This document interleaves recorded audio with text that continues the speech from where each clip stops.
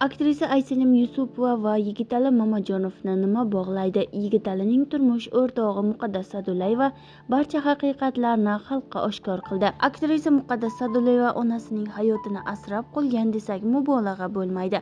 Sababi yosh aktrisa Gulchehra Sa'dullayeva onkologik kasallikka chalinay deb turganida doktorlar maslahati bilan 40 yoshida kenja qizi Muqaddasni dunyoga keltirgan. Qizaloqqa onasi, farzand esa onasiga yangi hayot hadya qilgan.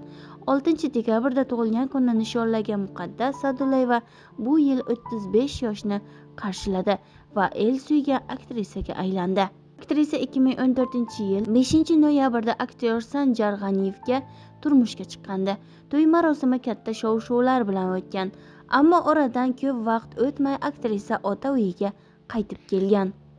Bu haqda gapirishni istamayman, ammo o'sha vaqtda menga juda qiyin bo'lgan. Homilador holimga qaramay oilamni saqlab qolishga harakat qilganman. Afsuski, mendan keyin ikkita qizni ham xuddi shunday taqdir qarshiladi, deydi aktrisa. Aktrisa 2015-yilning sentyabr oyida farzandli bo'ldi, ammo qizaloqning tug'ilishi ham oilani saqlab qololmadi. Hatto er-xotin bir-biriga bo'lgan keskin munosabatini omma oldida ham oshkor qildi. Masalan, Sanjar G'aniyev ijtimoiy tarmoqqa Sadiya bilan birga tushgan suratini joylagan. Ko'pchilik oilaga baxt tilagan, ayrimlar esa ular nega birga yashamayotganiga qiziqqan.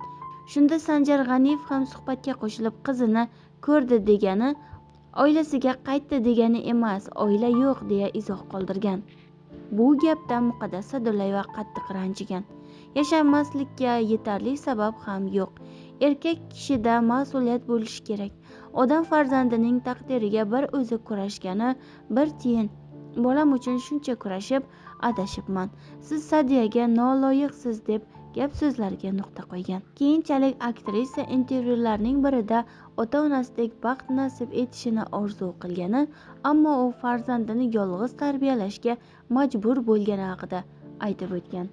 Aktrisa Muqaddas Sa'dullayeva turmush o'rtog'i aktyor Yigitali Mamajonov bilan 2018-yilda tanishgan. Ularning uchrashuviga O'zimizning yigitlar nomli shou dasturi sabab bo'lgan. Aktrisa o'g'li Abubakirga homilador bo'lganiga qadar aktyor bilan oila qurganini yashirgan. Ayolim bilan ko'rsatuv syomkasida tanishganmiz. U paytda menga ham, unga ham qiyin vaziyat edi.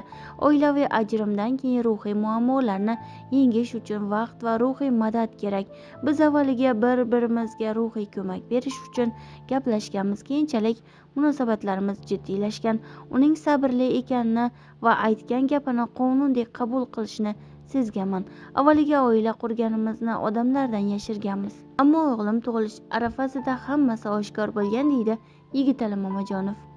Aktrisani ko'pchilik oila buzg'unchiligida ayblagan, hatto uni xonanda Rayhon bilan urushtirish uchun ig'volar ham qilishgan. Rayhonning ijodiga avvaldan befarq emasman, ammo ularning ajrashganini men ham ommaviy axborot vositalari orqali bilganman. Undan keyin turmush o'rtog'im boshqa qiz bilan oila qurgan.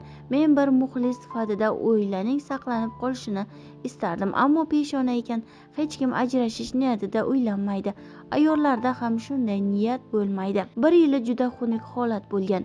Montajda mening nomimdan Rayhonning sha'nini yerga uradigan so'zlar yozishgan.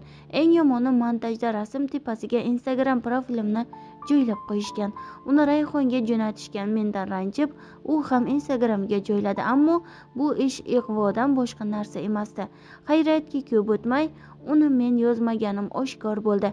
Xonandaga nisbatan hech qanday yomonligim yo'q. Uni hamisha hurmat qilaman, deydi aktrisa Muqaddas Sa'dullayeva. Ijodkorlar oilasi ketma-ket o'g'il va qiz farzandli bo'lishdi. Aktrisa bir necha yildan buyon deyarli ijod qilmaydi. Faqatgina turmush o'rtog'i bilan partnyor sifatida suratga tushadi, xolos. 2022-yili esa Muqaddas va Yigitalining munosabatlariga dars ketgani va ular alohida yashayotgani ma'lum bo'ldi. Aktrisa turmush o'rtog'ining xonadonidan ketgani va farzandlarini yolg'iz tarbiyalayotgani haqida bir necha videolar joyladi. Yigitali Mamajonov keyinchalik buning sabablarini va Ayselim Yusupova bilan munosabatlari haqida gapirdi. Har bir aktyorning o'ziga yarasha metodikasi bor. U o'zi uchun muayyan holatga kirish uchun yo'nalish tanlab oladi.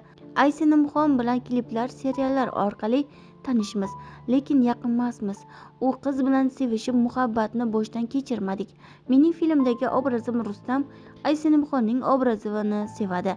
Men filmda Rustamga aylandim. Syomka tugagandan keyin holatdan chiqdim. Har bir erkakning o'z dididagi ayoli bo'ladi. Aysinimxon mening didimdagi qiz emas. Ayolim juda qattiq rashk qiladi, to'g'ri. Sevgani uchun rashk qiladi, lekin bu mening ishim, erkak kishimiz. Biz tirikchilik sababi kino, ishimni yaxshi ko'raman. Shuning uchun ayollardan iltimos, erkak kishining shaxsiy hududini buzmang. Oilamiz kuchli rashk sabab ajrim yoqasiga keldi. Telbalarcha bir insonni sevish psixologik yaxshi narsa emas. Buning oqibatida fojialar yuz berishi mumkin.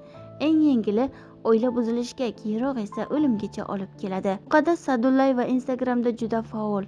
Uni ijtimoiy tarmoqda 3900 million kishi kuzatadi. Sahifasiga asosan oilaviy mavzudagi kontentlarni joylaydi. Hozirda u turmush o'rtog'i bilan ibratli videolar ham suratga olmoqda, deyiladi xabarda. Biz bilan qoling va kanalimizni kuzatib boring.